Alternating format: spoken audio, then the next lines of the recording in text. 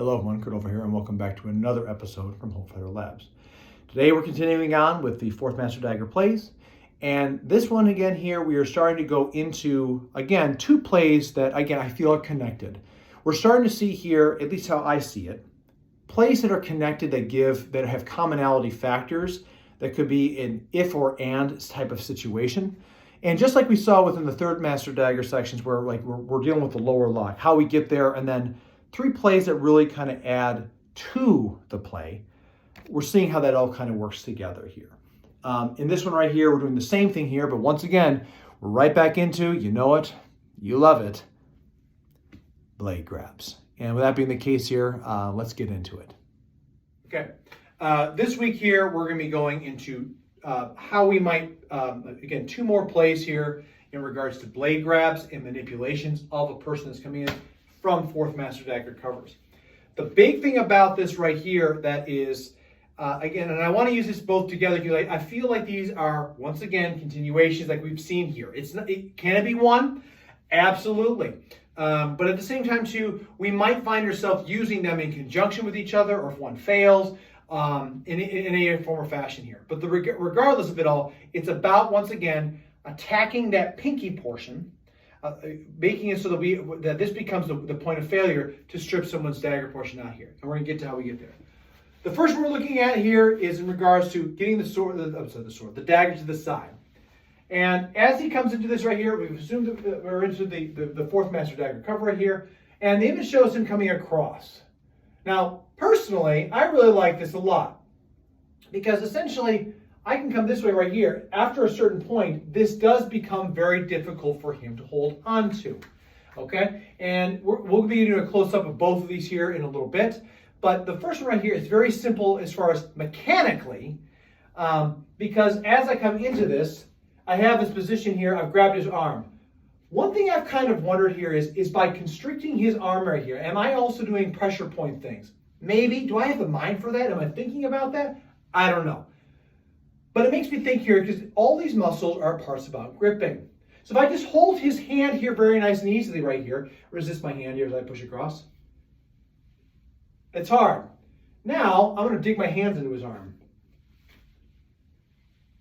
Significantly different right there. Again, I'm not saying this is going to work against somebody who's got arms the size of tree trunks, but it makes me wonder here, if you're attacking the arm, these musculature portions right here, which are made for, you can see my arm, well, maybe you can't. My arm tensing right here, if I attack this spot right here or constrict it, am I also weakening the grip? Don't know. Food to think about. Shot comes in with this. I'm in with this. First dagger, he's coming in with this right here. Whether maybe this is in states, whatever. Maybe this is the fight. So I'm at a point right here, and now I'm working across with this. So I can turn this, and you can see immediately here how I turn this. His first response is probably to get this thing out of his face as fast as possible. So now I've got ways here where I can manipulate this, and I can start doing other things to him as I see fit. Remind you, it's not just one play. Ideally, it's the sweep across. I'm talking about coming across this way here, where I turn this into the person. I mean, I didn't mean for that to go. Again, from here, what we're talking about is sweeping this across here, rotating the wrist, so it turns over in this way. One thing that's nasty about this is putting the dagger in the face, which is all sorts of, oh God, it goes very fast. So I've got you to, no, you don't want that to happen. And I love how Connor's eyes like, right there with it, right? So that right there might be the first one we're talking about here. Putting the dagger right back in the face here. And from that, I can strip this, boom, boom, whatever I need to do with that, okay? That's the first one that comes down to this. The second one is a continuation which you've already seen before in regards to how we grab, strip towards the hand, stab the bicep, and we get into play. So we're seeing that kind of first master cover here and the stripping away, why we might grab this. And again, big part about this is making sure that we grab it in a way that allows us to get it so we can do this. If I grab it like this right here, one, I have to change, I can't really grab this as easily. So what I mean by that is, shot comes in, Fourth Master Dagger. I'm not trying to come over top this with this. I think what he's saying to do is turn, and then from here, I'm going to maintain this hold as tight as possible. And I'm going to turn this into him, stab the bicep. This looks familiar, right? And now we have all the things right there where I'm coming at you with it. Two major disarms right here, which of course we already know. There's ways to deal with this right here. And again, he could apply the counter remedy to this, where again, pops into place here. As soon as I grab this and come down with this all, he takes his other hand here and he grabs my dagger, the dagger into my arm. And now as he pushes it across right here, I've just stabbed myself. So if you remember that play, that's kind of what I think he's talking about here. It's just access to that. So, I want to palm towards myself, palm, grab, turn into the bicep, start stabbing as much as possible. Maybe it's here, I don't care, whatever. Maybe I smack him with the rondelle. He's wearing a helmet. I'm not going to bother, but I am going to look for the points in armor here as much as possible. I'm just going to rake and cut and work everything I can. Not so much of a slicing thing, but more of a tip grinding. And that's the big part about that. We're going to step a little bit closer right here so you can kind of see this as far as first hand here. Very simple, very easy. But again, it comes down to you have to have control of the person if you're going to make this shot.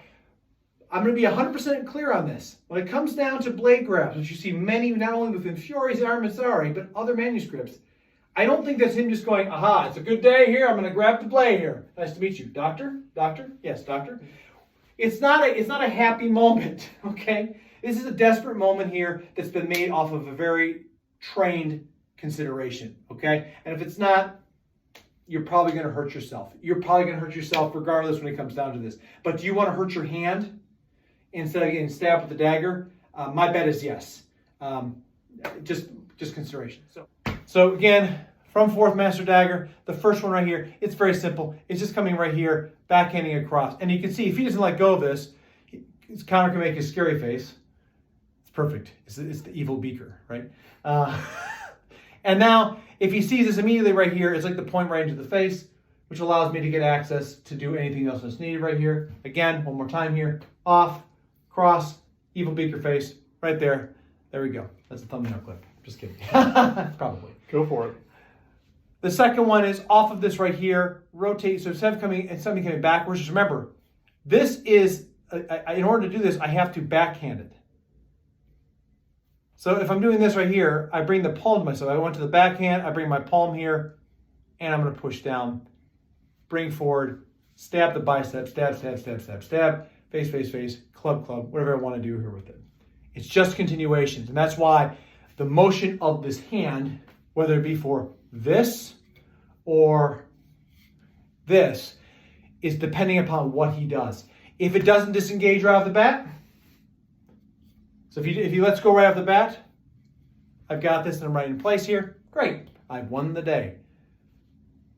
However, if he doesn't let go of this right off the bat, then I'm going to turn in here. I'm going to go into this immediately right to the bicep. Great, do everything I can to cause pain to him. So you can see with this video here, and I got to say for a second here, I really appreciated this one because the part where doctor, you know, I think that there's I got a kick out of that when I was filming this. I just wanted to say that because it was funny, and I remember Connor keeping his bearings so well in the footage of it because it was just ridiculous. But the point I'm trying to make here when it comes down to blade grabs, and again, I've said this before in other things, and you're going to see this when it comes down to sword and everything else too. Understand that this is not a good time. We're not going out there. This isn't a Sunday stroll here. It's like, this seems like a good idea. Let me just grab this blade. I think that's ridiculous. And I think that is something right there that kind of attitude potentially could be a reason why there's such an aversion to want to even look at blade grabs. Because understand, when I blade grab and practice all the time here, but there are times like, nope, my hand's gone. And calling that and realizing that is a huge part of what makes this kind of concept work in a way. The other thing too is, you remember, like, these are showing people that are out of armor, but they could also be doing that in a way to depict armor. Later on we see things within, like, if you look at other works of Fiore, like his Morgan, his armored sword section actually shows him not wearing any armor. But if you look at the Pisani Dossi and the Getty, he's in armor. Is this because was this a misnomer right here? Or is it potentially that the reality is he showed something here because it made a lot, I don't have all these lines and fans everywhere. I want to show you anatomically how this works, and then just put on the suit, and now you're doing the armor, right? So big things when it comes down to that. So ultimately, this play right here, again, is it's taking together two concepts. And one thing I think is interesting is that he uses the back of his hand. It makes me think about what I was taught about if your house is on fire and if you're trying to evacuate. And that was, if you come up to a door, if you're trying to see if there's fire on the other side, the first thing that you have to do is you have to touch the doorknob. What I was taught as a kid was you touch it with the back of the hand. So if this burns, it doesn't stop your grabbing capacity, which again is something that's very interesting with this. It also, to me, suggests that this is something that could be, again, and I'm looking at the manuscript right here, it doesn't say anything for what we have right here as far as being an armor or not. However, this kind of, if you're striking with the back part of your hand here, that's the back part of a gauntlet, potentially, which means that as I'm doing this right here, I'm controlling it and then grabbing it into a space where the hand is very weak. I believe these two plays right here work together in a fashion that essentially are showing a continuation. The first one, as you saw before, evil beaker face, right? I turn this to his face right here, and I let go and it goes right into his face. All sorts of things that can come off of that. And because I've gone here, if you're like this is very weak. I don't have much cutting capacity. It's about limiting the person's wrist that comes into play here. So if the person's like this and they're trying to go forward, that is only small muscles against me going all my body against it. And now it is a strong response to control the blade rather than just being like, grab it and doctor, as we said earlier in there. The second one right there is, again, we look at, is this a continuation? Maybe. Or is this, and again, how do we get there? We talked about this in the first master section. We're coming here. I believe he's coming up to come down with this. Because we're in fourth master, I think it's a continuation. It's just another way of getting the job done, if you will, for this case. And a big part about this is, and I know there's lots of martial art videos out there that you'll see a guy who's sitting there holding a knife and they're smacking the guy's arm and see, this isn't working. Again, we're not talking about while someone's sitting there watching you do it. And I'm willing to bet, too, that those guys, after they get off the camera, they're like, wow, that kind of sucks. Maybe they are, maybe they aren't. I don't know. That's not my call. In my experience, striking anything into the inside right here affects the grip. So if we're attacking the hand, or the arm, if we attack the arm, boom, boom, boom, right? I'm stressing out the forearm here. Is that also making the stripping of the dagger more effective? Is it making the blade grab even more prevalent? And on top of that, is it making it safer for us to do this rather than just going in and saying, it's a good day, I feel like getting cut? That's my thoughts. Love to hear your thoughts out there. Please, dear viewers, leave a comment below. I'd love to hear what your thoughts are in regards to blade grabs or to this play in general. Again, there's a lot of anatomy right here that we're looking at here. It's not just grab the blade. There's things here that work, and it works if you're afraid for your life or you're dealing with someone that's got this. And it's very hard to replicate that in effective training because we so often think about who hits who first. Is that a valuable thing? Absolutely. But when someone comes up to you and says, no, I'm taking this away from you, the mind changes because now your activity is higher. Your realization of, oh, I thought I was going to win here just went away. And someone says, not today. And that is a huge psychological factor that people could be facing out there. So leave a comment below as far as those thoughts. If you're new to the channel, please share your thoughts right here. If you have experience in other martial arts that deal with this, please, I'd love to hear it. If someone out there studies Kali, I'd be very interested. I don't know anything about Kali other than watching it. I think it's beautiful to watch. I think it's incredible. I don't know what they say about if they have blade grabs. I don't know if the blades that they're using would even be appropriate to blade grab. That's another big part about this.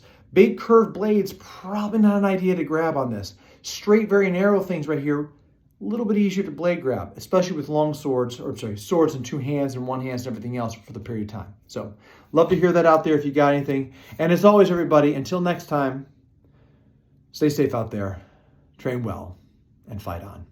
I'll see you all soon.